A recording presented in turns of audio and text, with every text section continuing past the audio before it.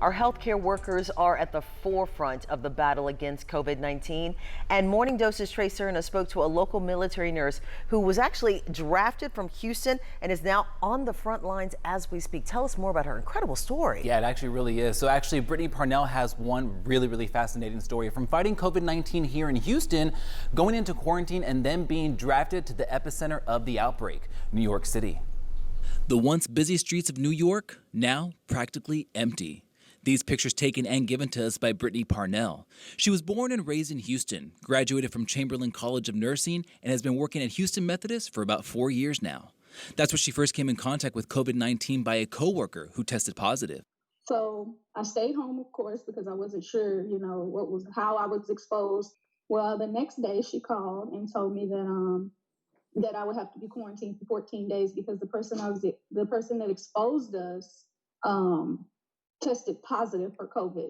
Now, Brittney came out okay, but as a flight military nurse, she then got the call to go to New York.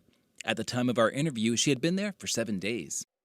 The hospital situation is they have me on a med-surg unit with either all COVID patients or COVID rule-out patients. We wear full PPE.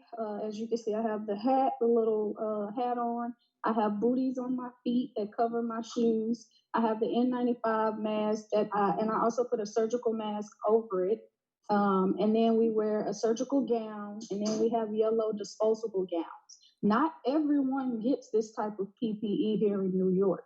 Every day, it is a fight to try to get PPE. However, with my military contract, it's kind of a requirement. And Brittney is taking her safety one step further. So when my N95 goes bad, which they tell us to wear it for 5 days, when it goes bad, I will then move to my respirator.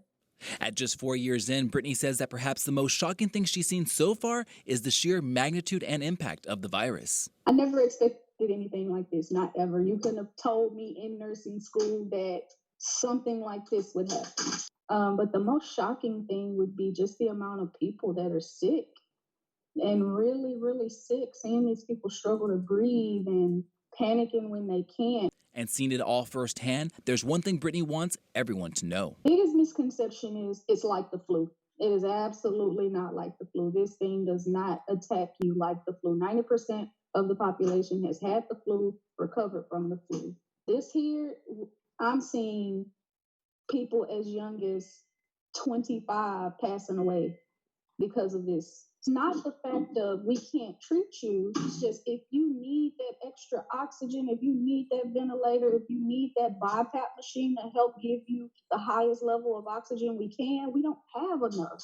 So all we can do is just beg people to stay home, like no parties, limit your contact, don't go visit your parents, don't go visit your nieces and nephews and your sister or your brother because you don't know if you have it. I feel like I'm asymptomatic, right? And I don't know if I have it. So I'm not going to go visit my grandmother or my aunts that are older or my nieces and nephews that are younger because I don't know if I have it.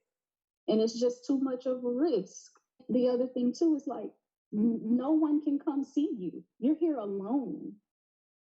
So you're going to be for the duration of your hospital stay, you are here alone. No visitors are allowed within the hospitals at all. So, of course, we as staff members, we have to take over in terms of trying to be that support system for the patients, trying to calm them when they're scared, trying to be there and encourage them when they feel like giving up. Like, we have to be the ones to do that. And, of course, we're doing the best that we can, but it's nothing like having your family there to help you.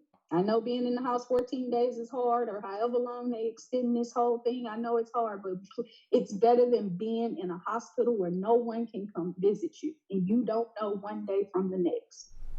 Now, Brittney's gotten about another week left in New York, and we certainly wish her and all of our healthcare workers the best. Thank you for everything that you're doing, and we'll be right back.